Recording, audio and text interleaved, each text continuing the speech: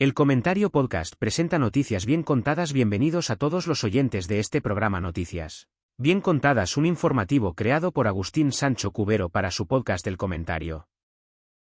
Comenzamos esta edición especial cargada de bilis y verdades a medias con el sainete diplomático que ha sacudido los cimientos de la geopolítica de pandereta que tanto nos gusta en este país. Y es que si pensaban que las peleas de patio de colegio se quedaban en la educación primaria, estaban muy equivocados, porque nuestros líderes mundiales han decidido que la mejor forma de hacer política exterior es a través de insultos en mítines y retiradas de embajadores como quien se lleva el balón porque va perdiendo el partido.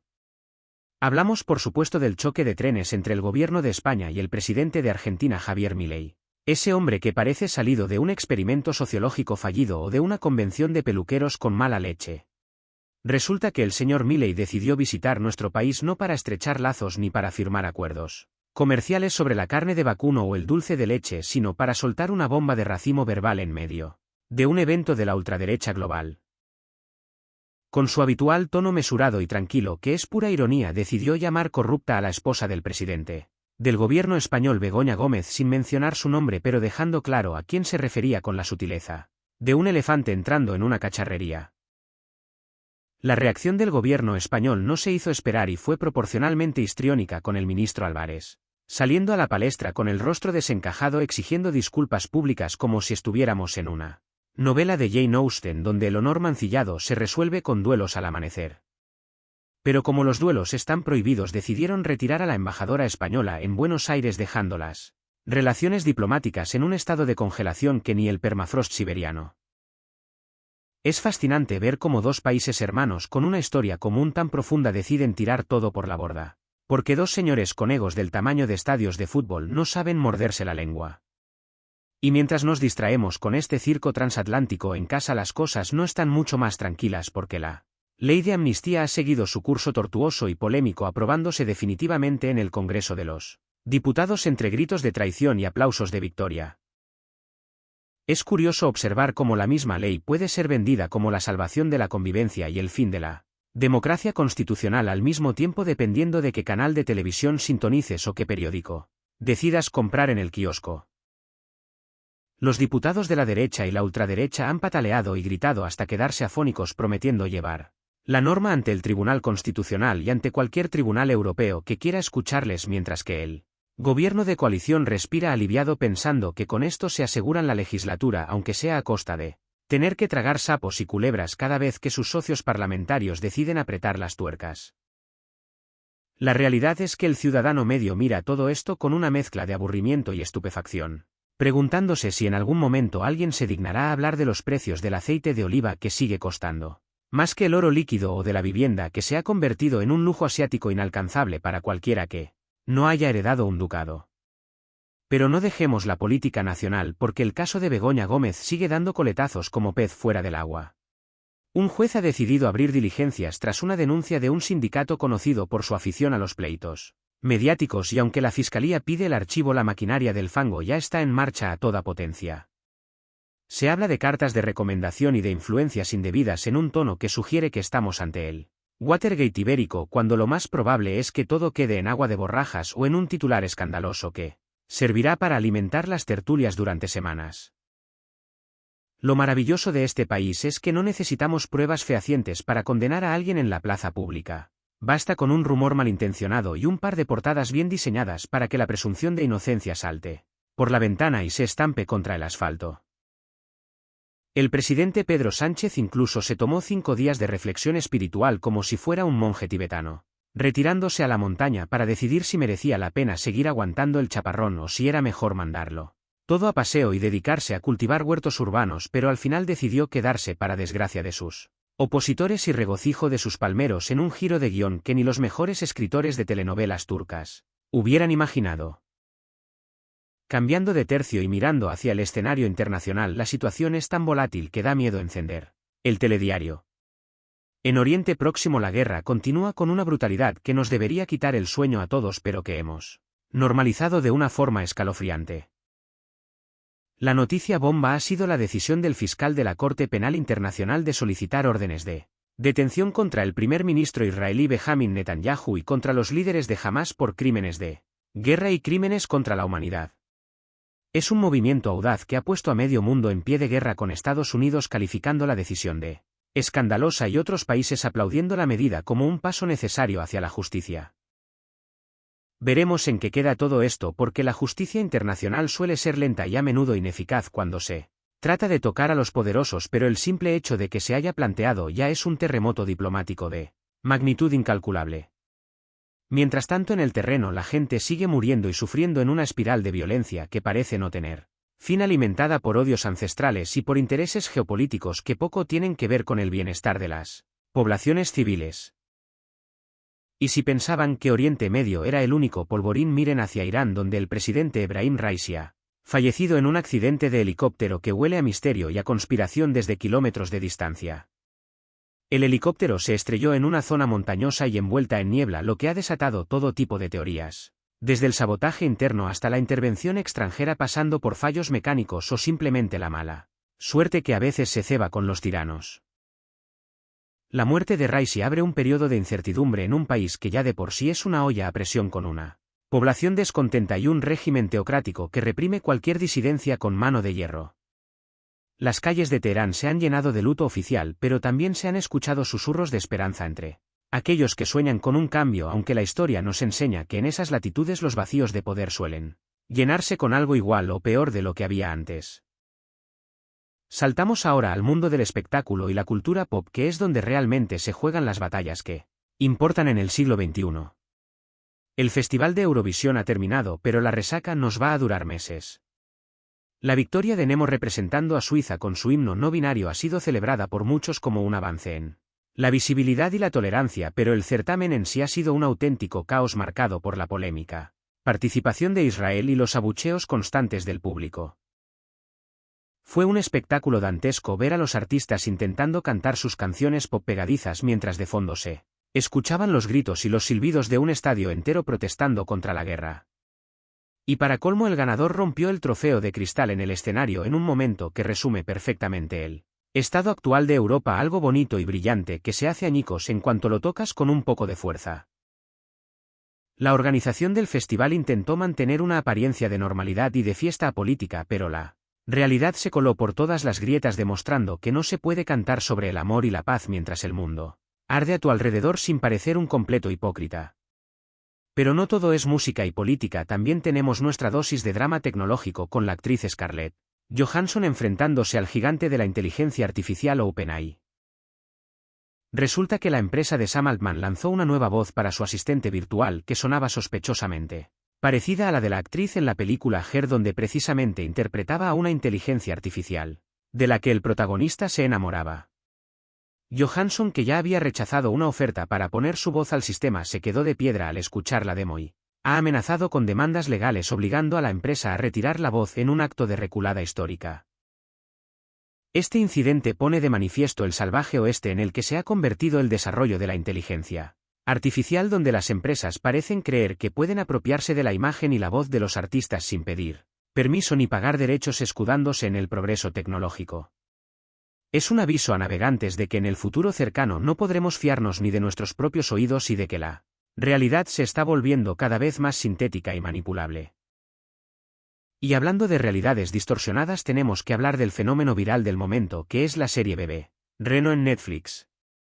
Lo que empezó como una obra de teatro sobre el acoso sufrido por el comediante Richard Gere se ha convertido en un fenómeno global que ha cruzado la línea de la ficción para impactar en la vida real de una forma bastante bizarra. Los detectives de Internet, que tienen demasiado tiempo libre, se dedicaron a buscar a la verdadera acosadora en la que se basa el personaje de Marta, y la encontraron desatando una oleada de acoso hacia la acosadora real, en un giro irónico que ni el mejor guionista podría haber escrito. La mujer en cuestión ha salido a la luz dando entrevistas y amenazando con demandar a Netflix y al creador de la serie, alegando que todo es mentira y que ella es la verdadera víctima. Es el colmo de la metaficción, donde la realidad imita al arte que imitaba a la realidad, creando un bucle infinito de locura y voyerismo morboso que nos tiene a todos pegados a la pantalla.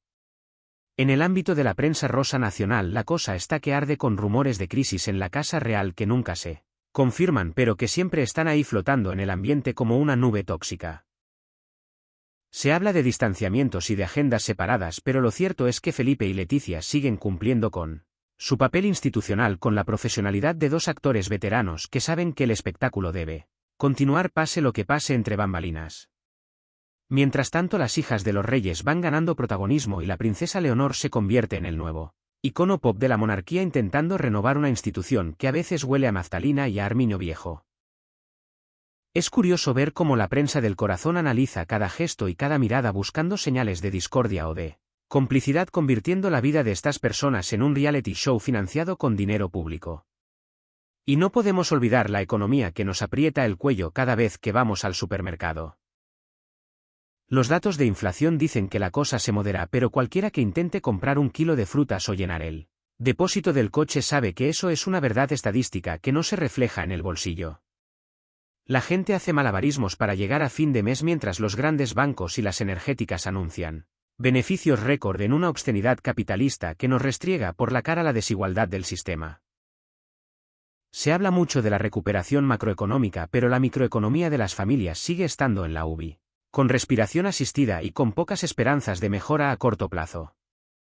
Es el pan nuestro de cada día en esta España de contrastes, donde puedes ver terrazas llenas de gente bebiendo cerveza y al mismo tiempo colas en los bancos de alimentos que dan la vuelta a la manzana. Volviendo a la televisión nacional, el fichaje de David Broncano por la televisión pública ha sido el culebrón mediático de la temporada. Se han vertido ríos de tinta sobre si es ético gastar millones de euros de dinero público para competir contra él hormiguero de Pablo Motos en una guerra de audiencias que tiene un trasfondo ideológico innegable. Unos ven en Broncano la frescura necesaria para atraer a un público joven que ha abandonado la televisión tradicional, mientras que otros lo ven como una maniobra política para contrarrestar la influencia de los programas de entretenimiento conservadores. Al final lo que importa es si el programa será bueno o si será otro intento fallido de modernizar una cadena pública que a veces parece un museo de cera. La batalla por el mando a distancia se presenta encarnizada y los espectadores seremos los jueces implacables de este duelo de titanes del humor y la entrevista. Pasando a temas más ligeros y bizarros, tenemos que comentar la moda de los influencers que se graban haciendo cosas absolutamente absurdas para conseguir unos cuantos likes. Desde gente que se disfraza de personaje de videojuego y repite frases sin sentido a cambio de rosas digitales, hasta aquellos que ponen en riesgo su vida escalando edificios sin protección. La estupidez humana parece no tener límites y las redes sociales son el amplificador perfecto para que cualquier insensatez se convierta en tendencia mundial en cuestión de horas.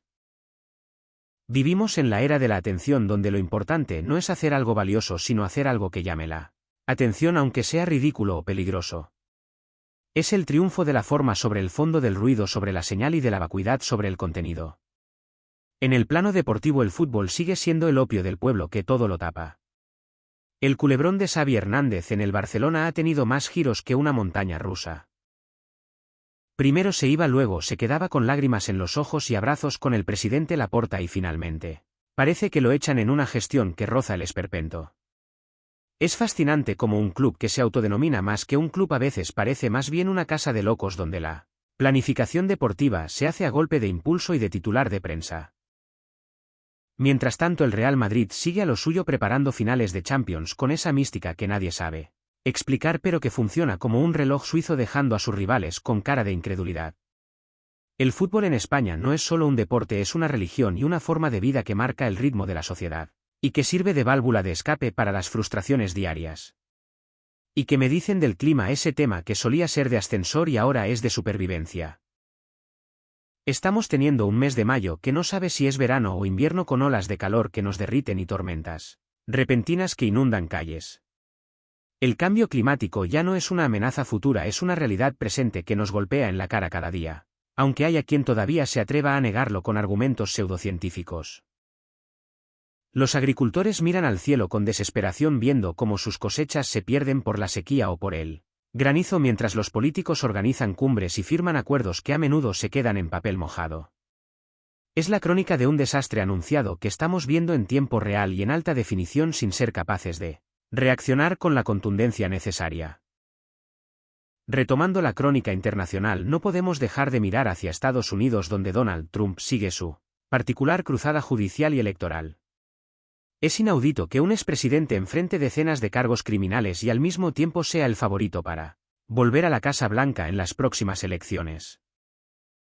El sistema político estadounidense está tan polarizado que la verdad y los hechos han dejado de importar, sustituidos por la lealtad tribal a un líder que se presenta como una víctima del sistema. Los juicios se han convertido en mítines de campaña y cada imputación parece subirle puntos en las encuestas en una lógica perversa que desafía toda comprensión racional. Si Trump vuelve al poder, las consecuencias para el mundo entero serán impredecibles y probablemente caóticas. Pero parece que a una gran parte del electorado estadounidense eso le trae sin cuidado o incluso lo desea fervientemente. En el ámbito de la ciencia y la tecnología hay noticias que parecen de ciencia ficción. Se están logrando avances impresionantes en la fusión nuclear y en la edición genética que podrían cambiar el mundo para mejor, pero que apenas ocupan espacio en los informativos, eclipsadas por el último escándalo político o la última ruptura de una pareja de famosos. Es triste ver cómo despreciamos el conocimiento y la innovación en favor del chisme y la confrontación estéril. Tenemos las herramientas para solucionar los grandes problemas de la humanidad, pero nos falta la voluntad política y social para utilizarlas de forma efectiva y equitativa.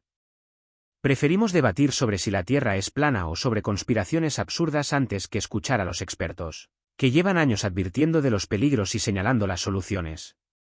Y hablando de conspiraciones, la red se ha llenado de teorías sobre la salud de Kate Middleton, la princesa de Gales.